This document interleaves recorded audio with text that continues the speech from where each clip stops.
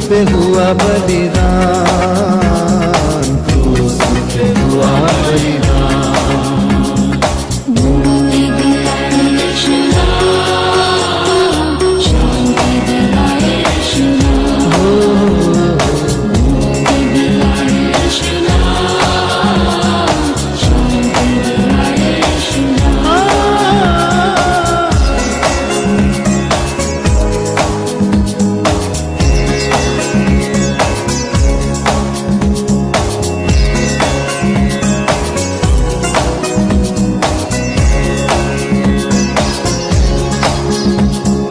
क्रूस पर अपना खून बहाया, क्रूस पर अपना खून बहाया, सारा चुकाया दाम, सारा चुकाया दाम। मुक्ति दिलाए यीशु नाम, शांति दिलाए यीशु नाम। मुक्ति दिलाए यीशु नाम, शांति दिलाए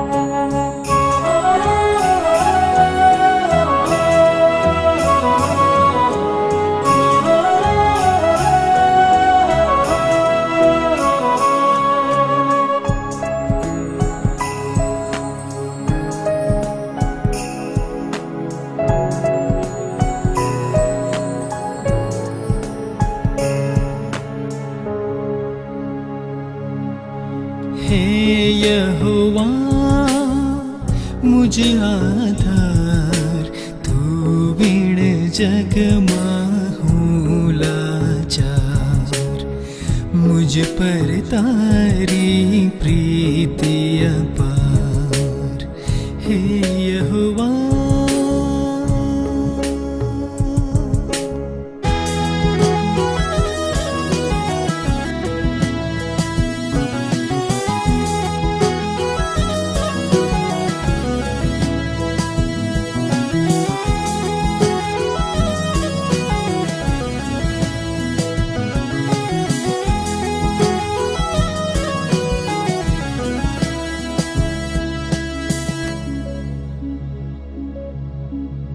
गढ़ मजबूत न किल्लो मारो, हे प्रभु तू छे तारण हारो. गढ़ मजबूत न किल्लो मारो, हे प्रभु तू छे तारण हारो. शत्रु सैन्यथी मुझने बचावे, स्तुतिने योग्य एक प्रभु तू छे. हे यहोवा मुझ आधार, तू बिन जगમાં હું લાચાર. मुझ पर तारी प्रीति अपार, हे यहोवा.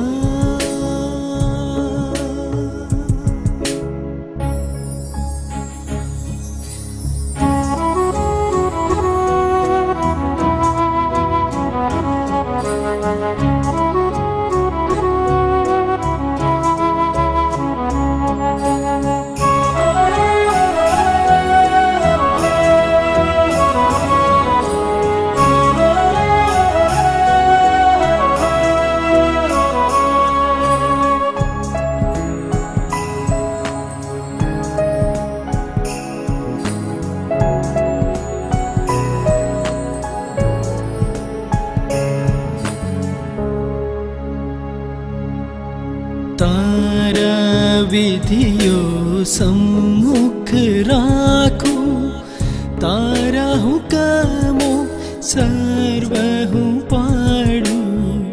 तारा विधियो सम्मुख राखो, तारा हुकमो सर्व हूँ पाडू.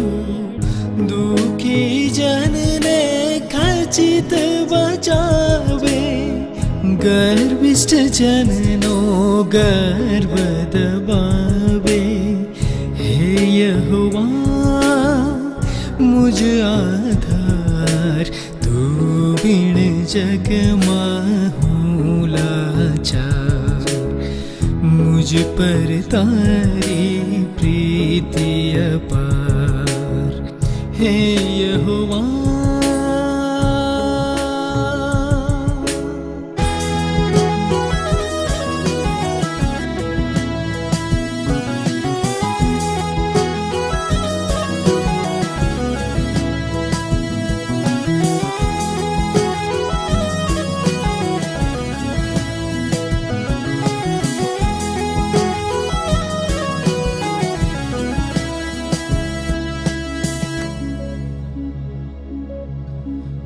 तू छे यहोवा दीपक सारो, अंधारामां छे प्रकाश मारो. तू छे यहोवा दीपक सारो, अंधारामां छे प्रकाश मारो. तुझ तेजे सहुती मीर हटे छे, तुझ कृपाए विजय मळे छे. हे यहोवा मुझ आधार, तू बिन जगમાં હું લાચાર. मुझ पर तारी प्रीति अपार, हे यहोवा.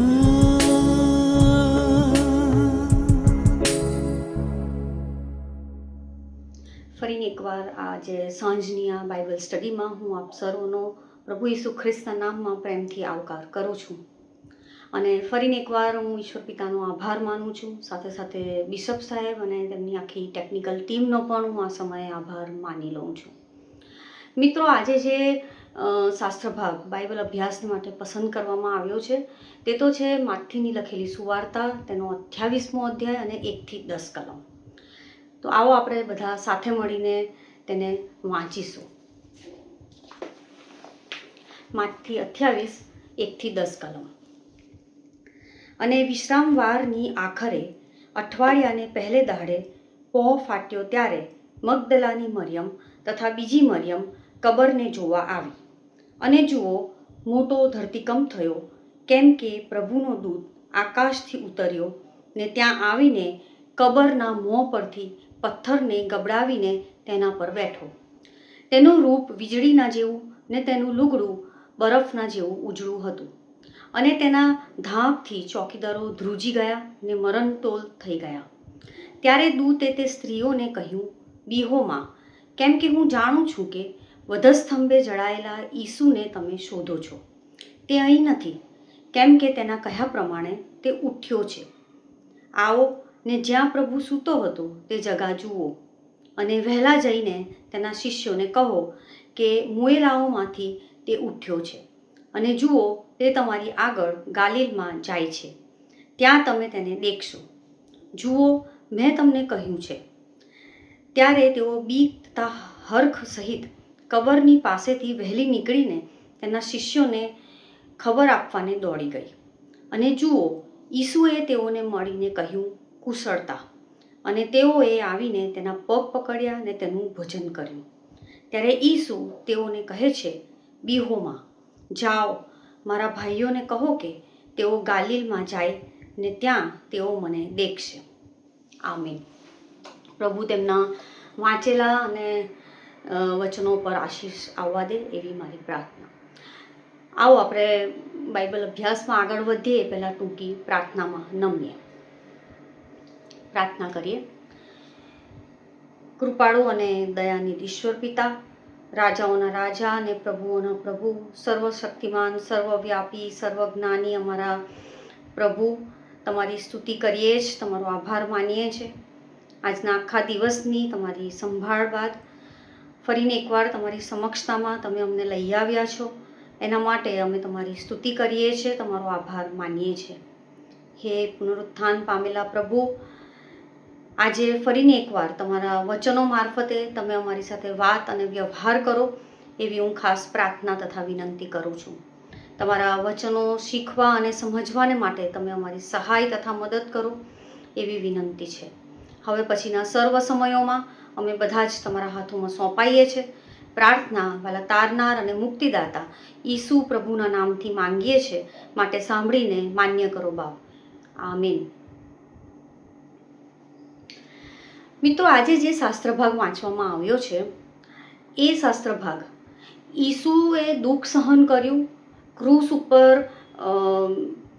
ઉપરનું મરણ સહન કર્યું, અને ત્યાર પછી જે ઘટનાઓ બની છે તે એમાં આ શાસ્ત્ર ભાગમાં નોંધવામાં આવી છે. અને જો આપણે આ જે વચનો, જે કલમો વાંચવામાં આવી એને કોઈ શીર્ષક આપવું હોય તો આપણે શું આપી શકીએ? તો ઘણા શીર્ષકો મિત્રો આપી શકાય. એક તો પુનરુત્થાન પામેલો પ્રભુ, રાજા ઉઠ્યો છે, રાજાનો વિજય, ખાલી કબર અને પુનરુત્થાન પામેલો પ્રભુ વગેરે ઘણા શીર્ષકો આપણે આપી શકીએ છીએ. આપણે જો પ્રથમ કલમ જોઈએ તો કલમમાં શું લખ્યું છે? અને વિશ્રામવારની આખરે અઠવાડિયાને પહેલે દાડે પહોર ફાટ્યો ત્યારે મગદલાની મરિયમ તથા બીજી મરિયમ કબરને જોવા આવી. વિશ્રામવારની આખરે. હા મિત્રો, આપણે જાણીએ છીએ કે જે દિવસે ઈસુ ખ્રિસ્તને ક્રૂસ પર લટકાવવામાં આવ્યા, પછી તેમનું મરણ થયું, અને જ્યારે તેમને કબરમાં મૂકવામાં આવ્યા ત્યાર પછી તરત જ વિશ્રામવારની શરૂઆત થાય છે.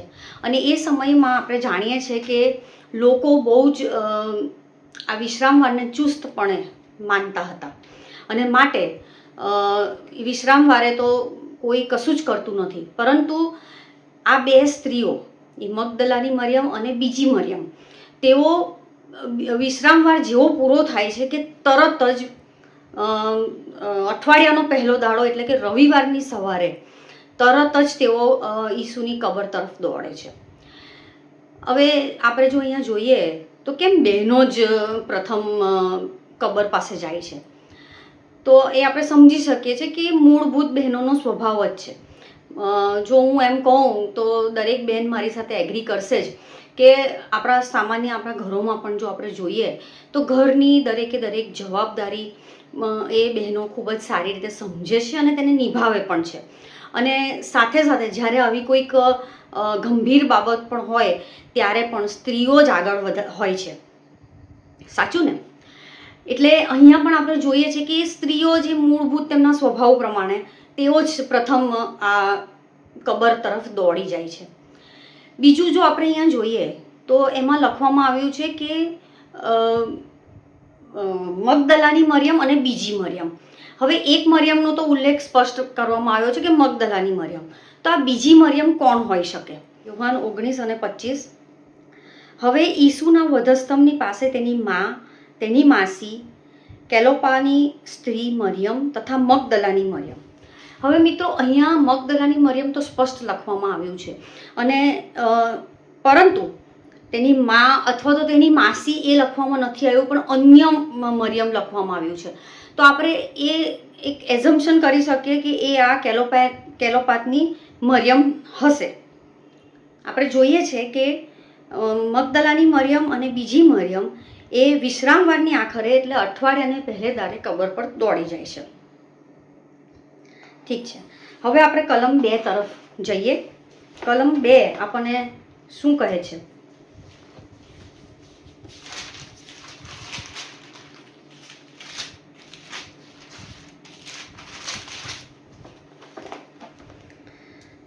માંથી 28 અને તેની બીજી કલમ. અને જુઓ, મોટો ધરતીકંપ થયો, કેમ કે પ્રભુનો દૂત આકાશથી ઉતર્યો. વાલાઓ, જ્યારે પણ પ્રભુ આ પૃથ્વી ઉપર કંઈ પણ ચમત્કારો કરે છે અથવા તો એવી અદ્ભુત બાબતો કે જે સામાન્ય માણસ માટે અશક્ય છે, ત્યારે આવી કુદરતી હોનારો તો થાય જ છે. અને માટે અહીંયા પણ એ પ્રમાણે જ લખ્યું છે કે જ્યારે દૂત આકાશમાંથી ઉતરે છે ત્યારે મોટો ધરતીકંપ થાય છે. ને ત્યાં આવીને કબરના મોં પરથી પથ્થરને ગબડાવીને તેના પર તે બેસો. મિત્રો, આ બાબતો આપણને સ્પષ્ટપણે સમજાવે છે કે એ ઈશ્વરનો દૂત જ હોઈ શકે અને બીજું કોઈ નહીં. આ કોઈ સામાન્ય માણસ નહોતો, કારણ કે આ ધરતીકંપ થવો અને એ જે કબરના મોઢા ઉપર જે પથ્થર મૂકવામાં આવ્યો હતો એ એટલો બધો વજનદાર હતો કે એક માણસ એને કદી પણ હટાવી શકે તેમ ન હતું. આપણે જાણીએ છીએ, આપણે અભ્યાસ આગળ કરેલો છે એ બધી બાબતનો, અને માટે આપણે અહીંયા સ્પષ્ટપણે સમજી શકીએ છીએ કે એ ઈશ્વરનો દૂત જ હતો કે જેણે આ કબરના મોં પરથી એ પથ્થરને હટાવ્યો. સાથે સાથે અહીંયા એ બાબત પણ એક ઉલ્લેખનીય છે કે એ દૂતે કબરના મોઢા ઉપરથી પથ્થર શું કામ હટાવ્યો? એટલા માટે કે એ પુનરુત્થાન પામેલો ઈસુ એ તેમાંથી બહાર આવે? ના વાલાઓ, એટલા માટે નહીં, પણ એટલા માટે તેમને પથ્થર હટાવ્યો કે બહારના લોકો અંદર જઈને જોઈ શકે કે ઈસુ ત્યાં નથી અને કબર ખાલી છે અને ઈસુ ઉઠ્યો છે. માટે દૂત એ કબરના મોઢા પરથી પથ્થર હટાવે છે. સારું, આગળ વધીએ તો આપણે એ ત્રીજી કલમમાં જોઈએ તો એમાં લખ્યું છે કે તેનું રૂપ વીજળીના જેવું ને તેનું લુગડું બરફના જેવું ઉજળું હતું. આ પણ એક બાબત આપણને સમજવા માટે છે કે એ દૂત જ હતો, કારણ કે તેનું રૂપ વીજળીના જેવું હતું અને લુગડું બરફના જેવું ઉજળું હતું. આ કલમ પણ આપણને એ જ બાબતની સાબિતી આપે છે કે એ કોઈ સામાન્ય માણસ નહીં, પણ ઈશ્વરનો દૂત એ આકાશમાંથી ઉતરીને આવ્યો છે. ચોથી કલમ, અને તેના ધાકથી ચોકીદારો ધ્રુજી ગયા અને મરણતોલ થઈ ગયા. હવે આ કલમ એટલા માટે ઇમ્પોર્ટન્ટ બની જાય છે કારણ કે જ્યારે પણ જ્યારે ઈસુને વધસ્તંભ પર લટકાવવામાં આવ્યા, પછી મરણ એમનું થાય છે અને તેમને કબરમાં મૂકવામાં આવે છે, ત્યારે એ સમયના એ જે આગેવાનો હતા અને રોમન સરકારના જે બધા આગેવાનો હતા એ બધા એટલી બધી ચોકસાઈ કરે છે કે એ કબરની ઉપર એટલો બધો મોટો પથ્થર મૂકે છે કે સામાન્ય માણસ તેને હટાવી ના શકે. ખરું ને? તો છતાં પણ જ્યારે ઈસુ ઉઠ્યા છે અને આકાશમાંથી દૂત આવે છે અને પથ્થર ગબડાવે છે, ત્યારે તેના સાક્ષી આ ચોકીદારો બને છે. કારણ કે જો ઈસુના શિષ્યો અથવા તો આ બે જે સ્ત્રીઓ કબર પર જાય છે, જો તેઓ એમ કહે કે ઈસુ ઉઠ્યા છે અને કબર ખાલી છે, તો કોઈ કદાચ વિશ્વાસ ના કરે. પણ આ તો રોમન સરકારના ચોકીદારો જ હતા અને તે પણ તે સમયના જે ધાર્મિક આગેવાનો હતા તેઓના મારફતે તેઓને ત્યાં ચોકી કરવાને માટે મૂકવામાં આવ્યા હતા.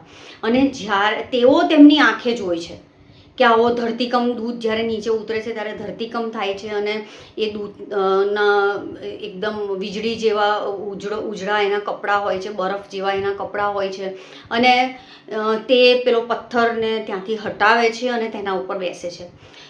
તો વાલાઓ, એનાથી આ સાબિત થાય છે કે જે સમગ્ર ઘટના બની કે ઈસુ ખ્રિસ્ત તેઓ પુનરુત્થાન થયું અને તેઓ કબરમાં નથી, તેના સૌથી મોટા સાક્ષી કે આ વાત સાચી છે તે આ ચોકીદારો હતા. એ ચોકીદારો પણ એ જુએ છે અને તેઓ પણ ધ્રુજે છે અને કાંપે છે.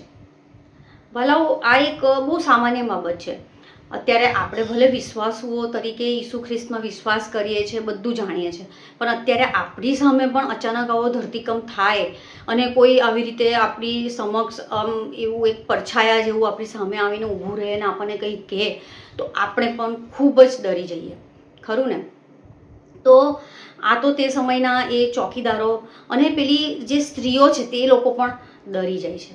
વાલાઓ, અહીંયા એક બીજી બાબત પણ આપણે ધ્યાનમાં રાખવાની જરૂર છે કે જ્યારે આ આખી બાબત બની હતી કે જ્યારે ઈસુને પિલાત પાસે લઈ જવામાં આવ્યો અને તેમને જે કષ્ટ આપવામાં આવ્યા, જે કોરડા મારવામાં આવ્યા અને ત્યાર પછી તેમને વધસ્તંભ સાથે એ ગલગથ્થાની ટેકરીએ લઈ જવામાં આવ્યા અને તેમને ત્યાં વધસ્તંભે જડવામાં આવ્યા, એ જે આખો માહોલ, જે પરિસ્થિતિ એ સમયની ત્યાંની હતી, તેને આપણે આપણા મનોમાં રાખવાની અત્યારે જરૂર છે. તો કદાચ આપણે આ બાબતને વધુ સારી રીતે સમજી શકીશું. કારણ કે એટલી બધી નાજુક પરિસ્થિતિ હતી અને ખાસ કરીને ઈસુના શિષ્યોને માટે, અને એક ડરનો માહોલ ઈસુના શિષ્યો અને તેના સમર્થકો માટે હતો. એ આપણે ખૂબ જ સારી રીતે સમજી શકીએ છીએ. અને માટે જ્યારે આવા ડરના અને નાજુક માહોલમાં જ્યારે ધરતીકંપ થાય છે અને દૂત ઉતરે છે, ત્યારે એ જાણે જે ડર છે એ વધી જાય છે. અને આપણે એટલા માટે એમાં લખવાનું કે કાંપી જાય છે. એટલો બધો ભયનો માહોલ થઈ જાય છે કે એ ચોકીદારો કાંપી જાય છે અને પેલી સ્ત્રીઓ પણ કદાચ એ કાંપી ગઈ હશે. આપણે એ બાબતને ખૂબ જ સારી રીતે સમજી શકીએ છીએ. સારું, આપણે આગળ વધીએ. ત્યારે દૂતે તે સ્ત્રીઓને કહ્યું, બીહોમાં, કેમ કે હું જાણું છું કે વધસ્તંભે જડાયેલા ઈસુને તમે શોધો છો. હવે મિત્રો, આપણે અહીંયા જો જોઈએ તો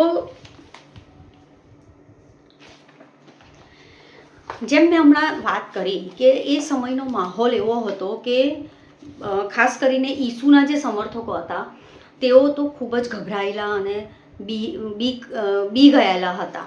અને એવા માહોલમાં અઠવાડિયાના પહેલે દાડે સવારમાં જ એ સ્ત્રીઓ બની શકે કે છાનામાના તેઓ એ કબર સુધી પહોંચતી હશે કે ભાઈ આપણા પ્રભુની શું પરિસ્થિતિ છે કબરની, એ જોવા માટે કદાચ તેઓ આવ્યા હશે. અને એવામાં જ્યારે આવી પરિસ્થિતિ ઊભી થાય છે કે દૂત આકાશમાંથી ઉતરે છે અને ધરતીકંપ થાય છે, તો આપણે સમજી શકીએ છીએ કે તેઓ કેટલા બધા ડરી ગયા હશે. પણ એ સમયમાં પણ એ દૂત તેમને શું કહે છે કે બીહોમાં, કે તમે ડરી ના જશો, કારણ કે એમ કે હું જાણું છું કે તમે તો વધસ્તંભે જડેલા ઈસુને શોધી રહ્યા છો. એટલે અહીંયા પણ એક બાબત એ સ્પષ્ટ થઈ જાય છે કે આ ઈશ્વરનો દૂત જ છે અને તે આ સ્ત્રીઓની સાથે વાત કરી રહ્યો છે.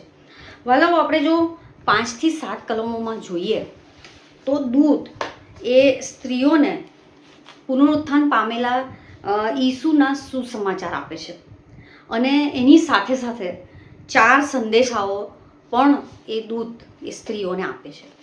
તો એમાં જે પ્રથમ સંદેશ છે તે તો છે બીહોમાં. હકીકતમાં ઈસુના પુનરુત્થાનના સુસમાચારથી તો આનંદ થાય, બીવાનું નહીં, એ આપણે જાણીએ છીએ, ખરું ને? તો આ તો આપણા માટે વિશ્વાસુઓ તરીકે તો બહુ જ આનંદની વાતો છે. અને એ સમયમાં એ સ્ત્રીઓ જ્યારે દૂત સામે હોય છે ત્યારે વિશ્વાસુઓ તરીકે એ સ્ત્રીઓ હોય છે ઈસુના સમર્થકોમાં, અને એ દૂત તેઓને કહે છે કે બીહોમાં. તો આપણને શું લાગે છે કે તેઓનો ડર તરત જ જતો રહ્યો હશે? ના. હા, પણ થોડુંક સાંત્વના તેમને મળી હશે કે ને તેઓએ એ દૂતની વાત ધ્યાનથી પછી સાંભળી હશે જ્યારે તેઓને કહેવામાં આવ્યું કે બીહોમાં. એટલે એ લોકોને થયું હશે કે આ કોઈ આપણને આપણો સમર્થક છે, કે આપણો સાથી છે, એના માટે તેઓને થોડીક સાંત્વન મળી હશે અને તેઓ થોડીક ધીરજ રાખીને એ દૂતની વાત સાંભળી હશે. હવે અહીંયા જે દૂત તેમને કહે છે કે બીહોમાં, અત્યારે આપણા માટે પણ એ જ સંદેશ છે. જો આપણે પણ મનુષ્ય જીવનમાં છે ત્યારે જીવનમાં ઘણી બધી વખત ઘણી એવી બધી મુશ્કેલીઓ આવે છે કે જ્યાં આપણે પોતાને અસમર્થ અને શું કહેવાય કે નિર્બળ પોતાને આપણે મહેસૂસ કરીએ છીએ. આપણને એવું થાય છે કે હવે આ પરિસ્થિતિમાં હું તો કંઈ જ કરી શકતી નથી. તો એવા સમયોમાં પણ વાલાઓ, આપણે બીવાની કે ડરવાની જરૂર નથી. જ્યારે પણ આવી પરિસ્થિતિ આવે ત્યારે આપણે પણ આ દૂતનો જે સંદેશ છે કે બીહોમાં, એ યાદ રાખવાની જરૂર છે. આપણે હંમેશા એ યાદ રાખવાની જરૂર છે કે એ ઈસુની કબર એ ખાલી છે. આપણો ઈસુ એ મરણમાંથી 3જા દિવસે જીવતો થયો છે. કારણ કે જો ઈસુ એ મરણમાંથી જીવતો થઈ શકે છે એ શું, અને તે પણ તેના કહ્યા પ્રમાણે. ઈસુએ આ બધી બાબતો આગળ તેમના શિષ્યોને કહી હતી કે આવું જે આગળ ભવિષ્યવાણી થઈ છે એ પ્રમાણે મારી સાથે થવાનું જ છે, અને એને એ બાબત કહી હતી અને એના કહ્યા પ્રમાણે તે 3જે દિવસે ઉઠ્યો છે. એટલે આપણા માટે ઘણી એ બાબત જાણવાની ને સમજવાની જરૂર છે કે ઈસુ એટલે કે બાઇબલમાં ઈશ્વરે જે પણ વચનો આપણને કહ્યા છે એ ચોક્કસ પૂરા થશે ને થશે જ. આ એક બહુ જ મહત્વની બાબત છે. અને માટે જ્યારે પણ આપણે તકલીફમાં હોઈએ ત્યારે આપણે નિર્બળતા મહેસૂસ કરીએ અને આપણે એવું આપણે ફીલ કરીએ કે હવે આ પરિસ્થિતિમાં હું કંઈ નથી કરી શકતો, ત્યારે આપણે ઈસુ તરફ જોવાની જરૂર છે. એ ખાલી કબર તરફ જોવાની જરૂર છે કે આપણા ઈસુએ જે બાઇબલમાં જે આપણને વચનો આપ્યા છે કે હું જગતના અંત સુધી તમારી સાથે છું અને મારા ઉપર તમે વિશ્વાસ કરો તો હું તમારા દરેકે દરેક પ્રોબ્લેમ્સને સોલ્વ કરવાને માટે શક્તિમાન છું. તો વાલાઓ, અને જો આપણે એ બિલીવ નથી કરતા કે કબર ખાલી છે ને ઈસુ ઉઠ્યો છે, તો આપણો વિશ્વાસ વ્યર્થ છે, ખરું ને?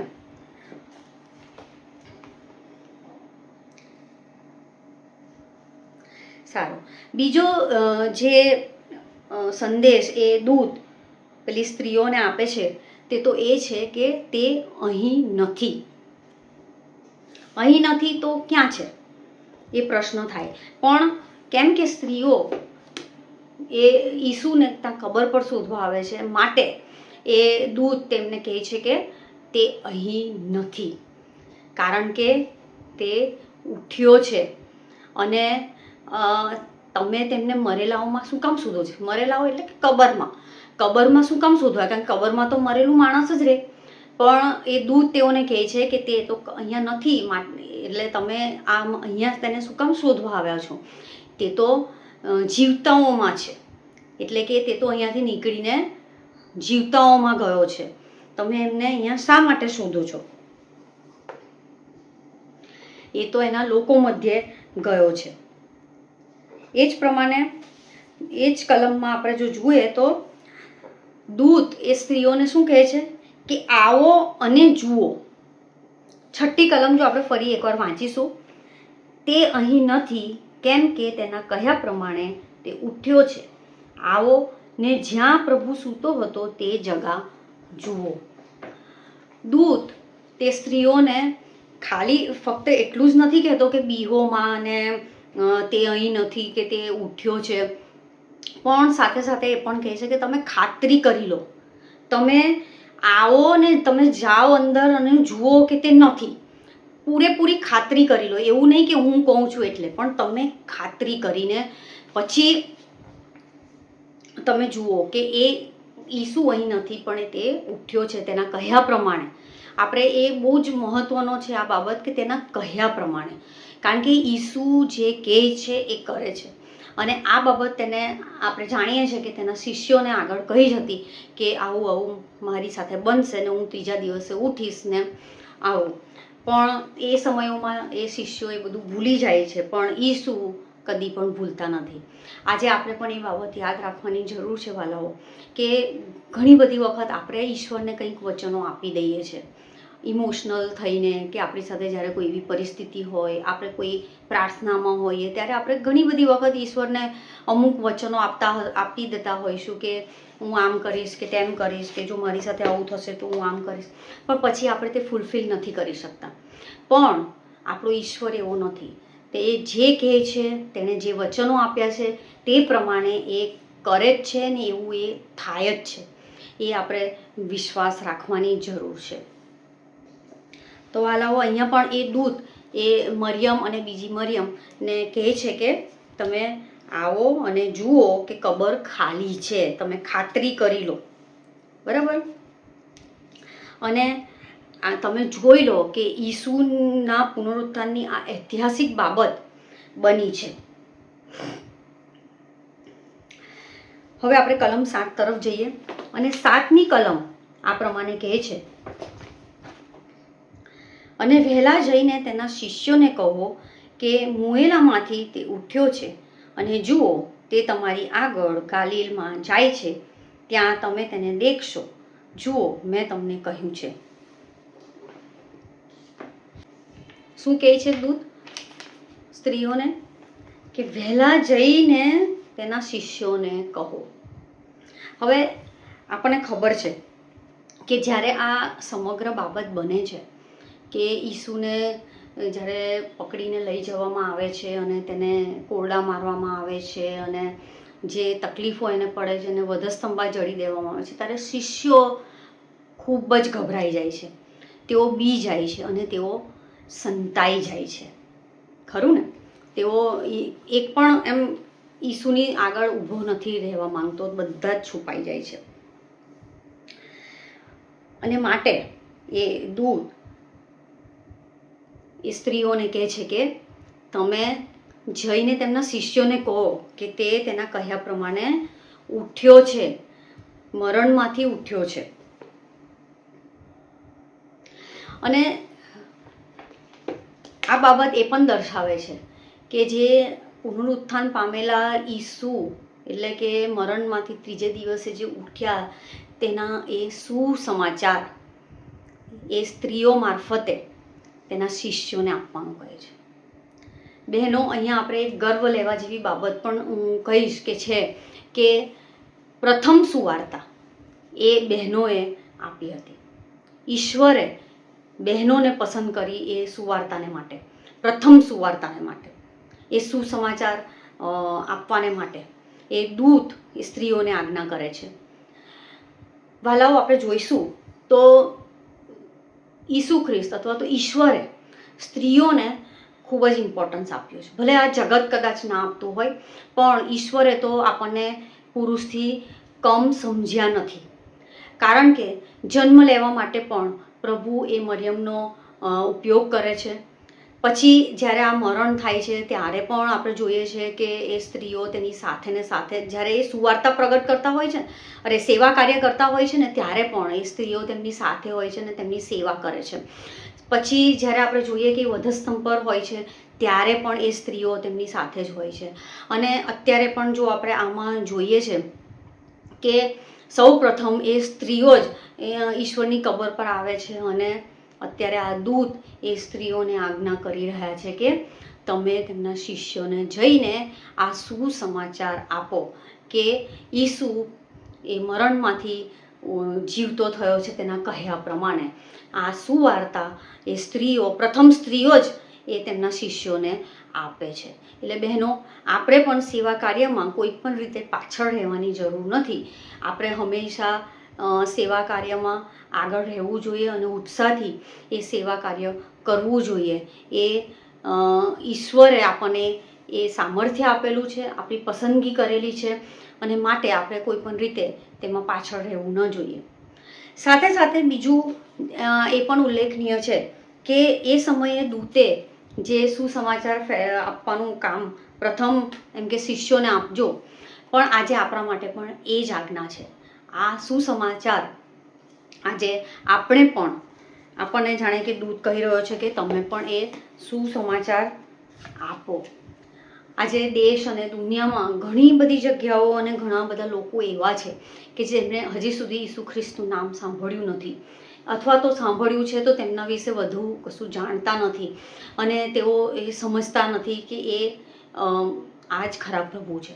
હજી પણ ઘણા બધા લોકો એ અંધકારમાં જીવી રહ્યા છે. તો આજે ફરીને એકવાર ઈશ્વર આ વચન મારફતે આપણને કહી રહ્યા છે કે આપણે એ સુસમાચાર લોકો સુધી લઈ જવાની જરૂર છે. ઈસુનું પુનરુત્થાન એ ખ્રિસ્તી વિશ્વાસનો મુખ્ય પાયો છે. તો શા માટે એ મુખ્ય પાયો છે? તો ઈસુ તેના વચન પ્રમાણે મૃત્યુમાંથી ત્રીજે દિવસે ફરી ઉઠે છે. એક તો આ રીઝન છે કે આપણો એ મુખ્ય પાયો છે કે તેને કહ્યું હતું ને એ જ પ્રમાણે તે થાય છે. માટે આપણે તેના પર એ પુનરુત્થાનમાં વિશ્વાસ કરવાની જરૂર છે. બીજું જે કારણ છે તે તો એ છે કે ઈશ્વરે જે વચન કહ્યા છે તે સર્વ પૂરા થશે જ થશે. અને માટે જો ઈશ્વરે આ કહ્યું હતું કે ત્રીજા દિવસે તે ઉઠશે, તે કહ્યા પ્રમાણે થયું છે. માટે આપણા માટે એ વિશ્વાસ બીજા વચનો પણ જે ઈશ્વરે આપ્યા છે તેના પર આપણે વિશ્વાસ કરી શકીએ છીએ કે એ થશે જ થશે. સારું, આપણા માટે પણ એ આશા રહેલી છે કે જેમ ઈસુ ઉઠ્યા છે તેમ આપણે પણ ઉઠીશું. જો આપણે ઈસુ ખ્રિસ્ત પર વિશ્વાસ કરીએ છીએ, તેના કહ્યા પ્રમાણે આપણે જીવન જીવીએ છીએ, તો જેમ ઈસુ ઉઠ્યા છે મરણમાંથી, તેમ એક દિવસ આપણે પણ મરણમાંથી ઉઠીશું એવો વિશ્વાસ આપણા માટે રહેલો છે. બીજું એ કે ઈસુ ગુરુ કરતાં પણ વિશેષ છે. ઈસુ ગુરુ કરતાં પણ વિશેષ છે. તે તો ઈશ્વર પુત્ર છે, તે તો ઈશ્વર છે. માટે આપણે આ પુનરુત્થાન એ ખ્રિસ્તી વિશ્વાસનો એ મુખ્ય પાયો બની જાય છે. આગળ વધતા આપણે 8મી કલમ જોઈશું. 8મી કલમ આ પ્રમાણે કહે છે, ત્યારે તેઓ બીક તથા હર્ક સહિત કબરની પાસેથી વહેલી નીકળીને તેના શિષ્યોને ખબર આપવાને દોડી ગઈ. વાલાઓ, અહીંયા જે લખ્યું છે કે હર્ક સહિત, બીક તથા હર્ક સહિત, તો મેં જે આગળ આપણે વાત કરી એ પ્રમાણે કે એ સમયમાં એ સાબ્બાત વાર શરૂ થયો એના પહેલાંથી, એટલે કે શુક્રવારથી જ જે આખો માહોલ ત્યાં બનેલો હતો કે ભય અને બીકનો. અને માટે ને પાછી જ્યારે આ સ્ત્રીઓ અઠવાડિયાને પહેલે દાડે સવારમાં કબર પર આવે છે ત્યારે એકદમ જ મોટો ધરતીકંપ થાય છે અને દૂત એ ત્યાં ઉતરે છે અને કબર પરથી પથ્થર હટાવે છે અને ત્યાં એના ઉપર બેસે છે. તો આપણે સમજી શકીએ છીએ કે સ્ત્રીઓ પહેલેથી જ ગભરાયેલી હતી. ઉપરથી આ ધરતીકંપ અને દૂત પથ્થર ખસેડે છે અને એ બધી બાબતોથી પણ તે ખૂબ જ ગભરાઈ જાય છે કે હવે શું થશે, આ શું થઈ રહ્યું છે. અને જ્યારે દૂત તેમને સાંત્વન પણ આપે છે કે બીહો નહીં, ઈસુ અહીંયા નથી પણ તે ઉઠ્યો છે અને તમે અંદર જોઈને ખાતરી કરી લો. અને એ બધું સાચું જ છે. તે સ્ત્રીઓ જઈને જુએ છે, કબર ખાલી છે, ઈસુ ઉઠ્યો છે, માટે તેઓને આનંદ પણ છે. પણ એ સમયમાં એ જે બે ત્રણ દિવસથી જે ભય અને બીકના માહોલમાં તેઓ જીવી રહ્યા હતા અને પાછું એ સવારમાં થોડોક તેઓ વધારે ગભરાઈ જાય છે, કંપી જાય છે. ત્યાર પછી આ જે સુસમાચાર અથવા તો જે સારી બાબત, જે ખુશીની બાબત એમની સામે આવે છે, છતાં પણ તેઓ પેલા ભયમાંથી સંપૂર્ણપણે બહાર નથી આવી શકતા. અને માટે અહીંયા એ લખ્યું છે કે બીક અને હરખ, એટલે મિક્સ્ડ ફિલિંગ તેઓની અંદર હોય છે. હજુ બીક 100% ગઈ નથી, પણ તેઓ ખુશ પણ છે. એટલે બંને સાથે સાથે છે અને માટે અહીંયા લખ્યું છે કે તેઓ બીક અને હર્ખ સહિત. હવે આપણે જોઈએ કલમ 9. તો કલમ 9 આ પ્રમાણે કહે છે, અને જુઓ, ઈસુએ તેઓને મળીને કહ્યું કે કુશળતા, અને તેઓએ આવીને તેના પગ પકડ્યા અને તેનું ભજન કર્યું. વાલાઓ, જ્યારે તે સ્ત્રી કબર પાસેથી નીકળે છે ત્યારે ઈસુ તેઓને દર્શન આપે છે અને કહે છે કે હું તમારી આગળ ગાલિલ જાઉં છું, જેમ ઈસુએ તેઓને પહેલાં કહ્યું હતું તે પ્રમાણે. ને આનો રેફરન્સ જો આપણને મળે ને તો માર્ક 14 અને તેની 28મી કલમ આ પ્રમાણે કહે છે, પરંતુ મારા પાછા ઉઠ્યા પછી હું તમારી અગાઉ ગાલિલમાં જઈશ. તો મિત્રો, ઈસુએ આ બધી બાબતો તેમના શિષ્યોને અગાઉ કહેલી જ હતી અને માટે ઈસુ ફરીથી તેઓ આ સ્ત્રીઓની આગળ કહે છે કે જેમ મેં કહ્યું હતું ને એ પ્રમાણે હું પહેલાં ગાલિલમાં જવાનું છું. બરાબર? એટલે જ્યારે સ્ત્રીઓ પેલી કબર પાસેથી નીકળે છે, કબરમાં તો ઈસુ હતા જ નહીં, તેઓ તો ઉઠ્યા છે, પણ જ્યારે તેઓ એ કબર પાસેથી નીકળીને તેમના બીજા શિષ્યો પાસે એ સુસમાચાર આપવાને માટે નીકળે છે, ત્યારે એ રસ્તામાં વચ્ચે જ ઈસુ તેમને મળે છે અને તેમને કહે છે કે તમને કુશળતા, મને ગ્રીટિંગ્સ આપે છે. હવે આપણે જો યોહાન 20 અને 19 જોઈએ, યોહાન 20 અને 19, ત્યાં લખેલું છે કે તેમના શિષ્યો તો ગભરાઈને બંધ બારણામાં યરૂશાલેમમાં છુપાઈ ગયા હતા. અને એનો રેફરન્સ એ યોહાન 20 અને 19માં આપણને જોવા મળે છે. ત્યારે તે જ દાડે, એટલે અઠવાડિયાને પહેલે દિવસે સાંજ પડીએ શિષ્યો ત્યાં એકઠા થયા હતા. ત્યાંના બારણા યહૂદીઓના ભયથી બંધ કરવામાં આવ્યા હતા. ત્યારે ઈસુ આવ્યો અને તેઓની વચમાં ઊભો રહીને તેઓને કહે છે કે તમને શાંતિ થાવ. વાલાઓ, ઈસુએ તો તેમને અગાઉ પણ કહ્યું હતું અને આ પેલી સ્ત્રીઓ જ્યારે તેમના શિષ્યોને ઈસુના ઉઠવાની એ સુસમાચાર કહેવા માટે નીકળે છે ત્યારે રસ્તામાં પણ ઈસુ જ્યારે તેમને મળે છે ત્યારે એવું જ કહે છે કે હું તમારી અગાઉ ગાલિલમાં જાઉં છું. પણ ઈશ્વરને એ પણ ખબર છે કે તેમના શિષ્યો તો યરૂશાલેમમાં ગભરાઈને બંધ બારણામાં બેસી ગયા છે. ત્યારે ઈસુ એ તેઓની મધ્ય જઈને અચાનક ઊભા રહી જાય છે. હવે આ કેટલી અઘરી બાબત છે કે આ શિષ્યો ઈસુની સાથે આટલા વર્ષો સુધી ચાલ્યા, ઈસુએ જે આટલા બધા ચમત્કારો કર્યા તેઓ જુએ છે. તેઓને એ પણ ખબર છે કે એ ઈશ્વર પુત્ર છે અને એ જ મસીહ છે કે જે આવવાનો હતો. એ બધું જ આ શિષ્યો જાણતા હતા અને ઈસુએ ઘણી બધી વખત તેમની સાથે વાત કરી છે, ડાયરેક્ટ ઇનડાયરેક્ટ તેમને સમજાવ્યું છે. છતાં પણ જ્યારે ઈશ્વર પર આ મુશ્કેલ પરિસ્થિતિ આવે છે ત્યારે તેઓ સંતાઈ જાય છે, તેઓ બી જાય છે, ભયભીત થઈ જાય છે. અને વાલાઓ, અહીંયા આપણે એ સમજી શકીએ છીએ કે આ સામાન્ય માણસનો મૂળભૂત સ્વભાવ છે.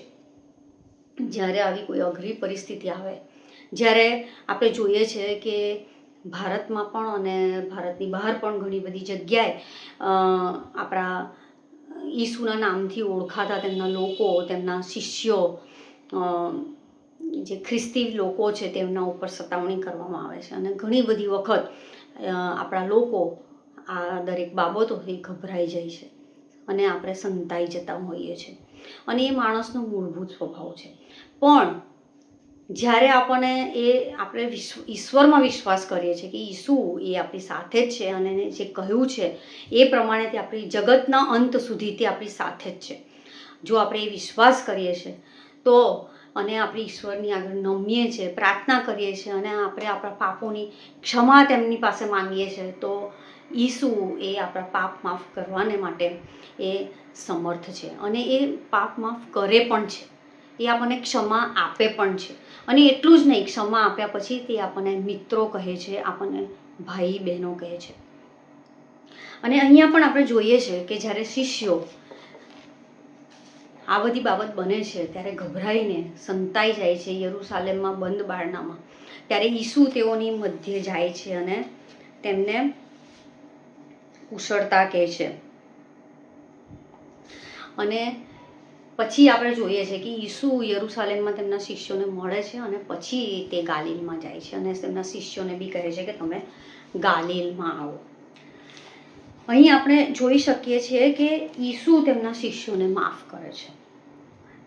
એટલું જ નહીં, પણ તેઓને ભાઈઓ કહે છે. ફક્ત માફ કરી દે એટલું નથી, પણ તેઓ ઈશ્વર માફી કેવી રીતે આપે છે? દિલથી આપે છે, કે જાણે કશું થયું જ નથી.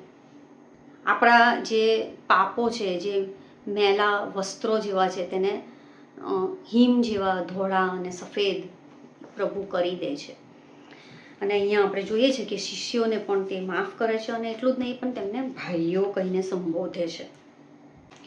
આજે જે આપણે આ બાઇબલ અભ્યાસ જોયો તેનો સારાંશ જો આપણે જોઈએ તો એ આપણે આ કહી શકીએ કે ઈશ્વર આજે પણ વિશ્વાસુ છે.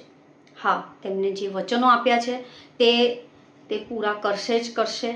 જેમ તેને કહ્યું હતું કે હું મરણ પામીશ અને ત્રીજે દિવસે હું ફરીથી જીવતો થઈશ, એ બાબત તેમને સાબિત કરી આપી છે.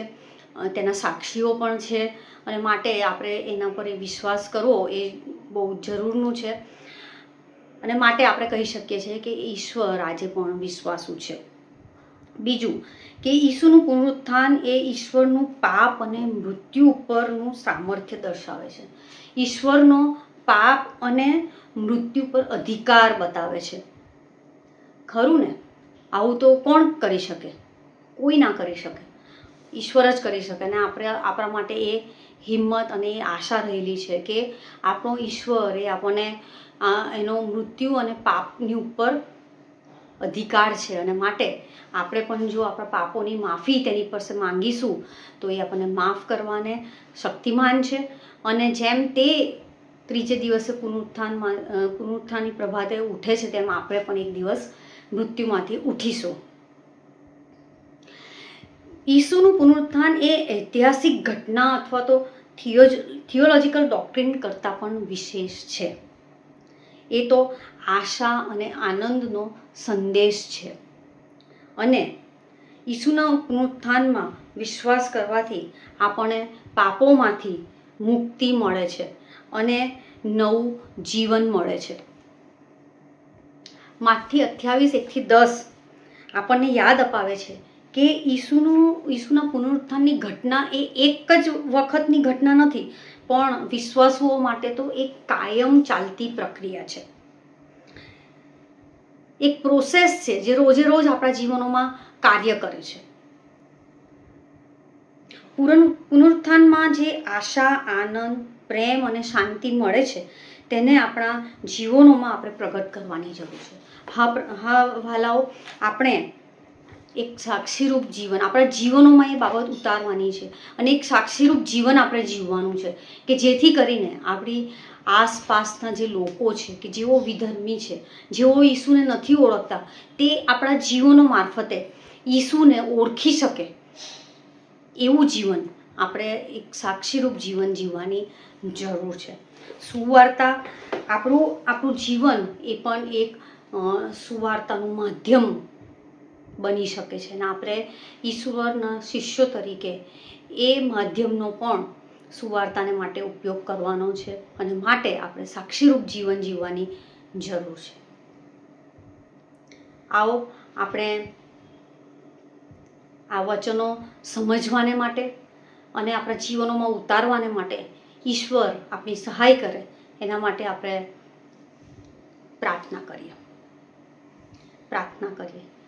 કૃપાળુ અને દયાનિધિ ઈશ્વર પિતા, ફરીને એકવાર પ્રભુ અમે તમારી હજુરમાં અમારા મસ્તકો નમાવીએ છીએ.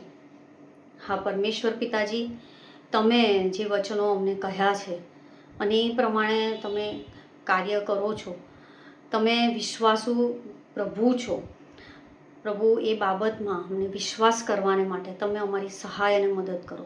અમે તમારા વિશ્વાસમાં વધુ મજબૂત અને દ્રઢ બનતા જઈએ એ માટે પ્રભુ તમે અમને કૃપા આપો. પ્રભુ આવનાર દિવસમાં જે દુઃખ સહન સપ્તાહની ઉજવણી વિશ્વભરમાં થશે અને પ્રભુ તમારા સેવક સેવિકાઓ તમારા વચનો પીરસશે, ત્યારે પ્રભુ એ વચનો મારફતે પણ તમે અમારા જીવનોમાં કાર્ય કરજો. આજનું આ વચન સમજવાને માટે પણ પ્રભુ તમે અમને શક્તિમાન કરો, તમારા સામર્થ્યથી ભરો. અને પ્રભુ એ બાબત કે તમે પુનરુત્થાન પામેલા પ્રભુ છો, એ કબર ખાલી છે, એ બાબત રોજે રોજ અમારા જીવનમાં યાદ રાખવાને માટે તમે અમને કૃપા આપો. અમે અમારા મુશ્કેલ પરિસ્થિતિમાં પ્રભુ અમે ગભરાઈ ના જઈએ, સંતાઈ ના જઈએ, નિરાશ ના થઈ જઈએ, પરંતુ પ્રભુ જેમ તમે કહ્યું છે કે તમે સતત અમારી સાથે છો, એ બાબત યાદ રાખવાને માટે અને તમારા પર વિશ્વાસ કરવાને માટે પ્રભુ તમે અમને કૃપા અને તમારા સામર્થ્ય તમે આપતા જાઓ, એવી પણ અમે ખાસ આગ્રહથી પ્રાર્થના કરીએ છીએ. હવે પછીના સર્વ સમયોમાં અમે બધા જ તમારા હાથોમાં સોંપાઈએ છીએ.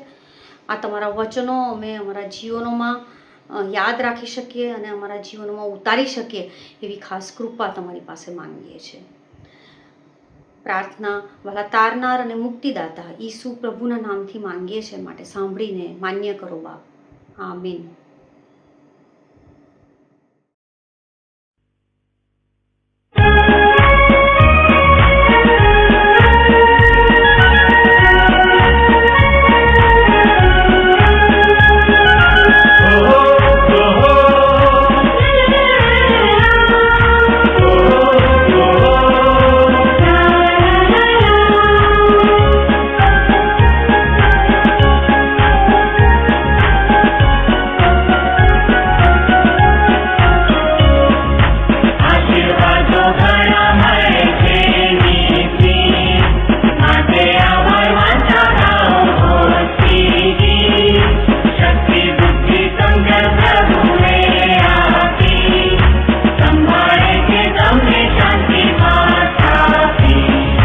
આશીર્વાદો મળતા મોને સંભાળીને ગણો એક એકને.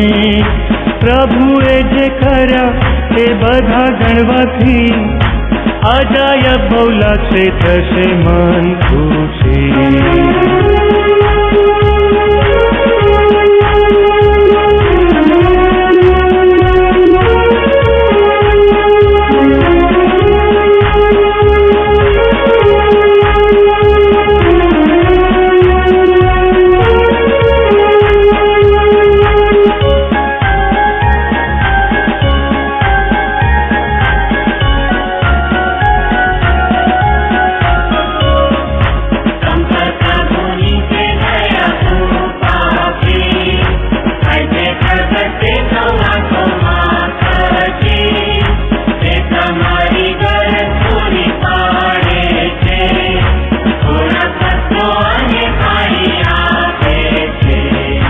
આશીર્વાદો મળતા મોને સંભાળીને ગણો એક એકને. પ્રભુએ જે કર્યા તે બધા ગણવાથી અજાયબ બહુ લાગશે, થશે મન ખુશી.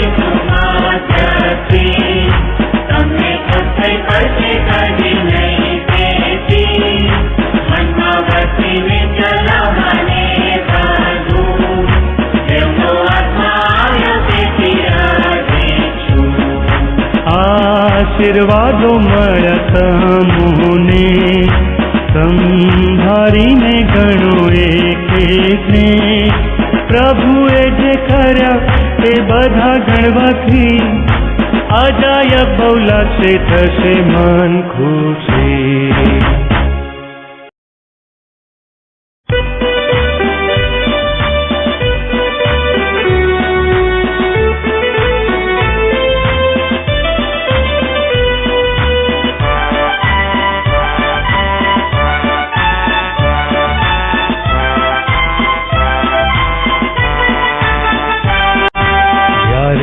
કઠણ લાગે ને વેરી કરે ઢોર ઈસુ થજે આગેવાને અમને આગળ દોર જોખમ વાળી જગાઓમાં તને ઢાલીશું ચિંતા તજી તારી પાછળ ચાલીશું.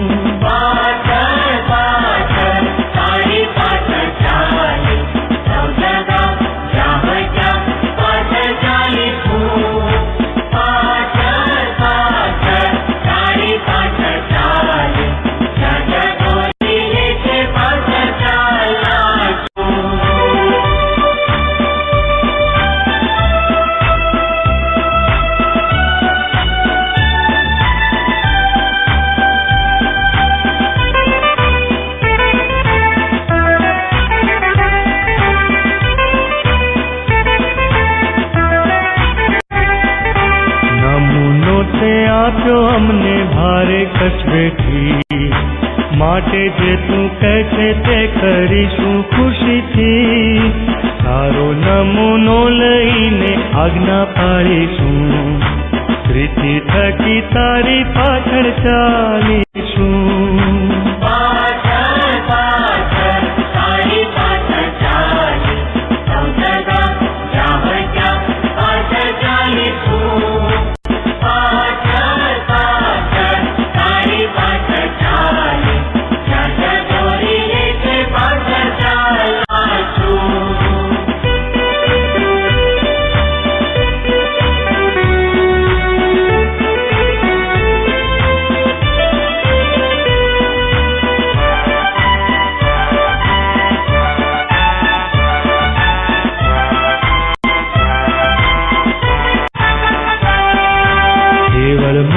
પ્રીતિ અમે કરવાના નથી કામ મારું જોઈ બીજા પુરુષે શાહેદી દેવનું કામ કરવામાં પૂરું મન પણ રાખીશું દુઃખ વેઠીને તારી પાછળ ચાલીશું.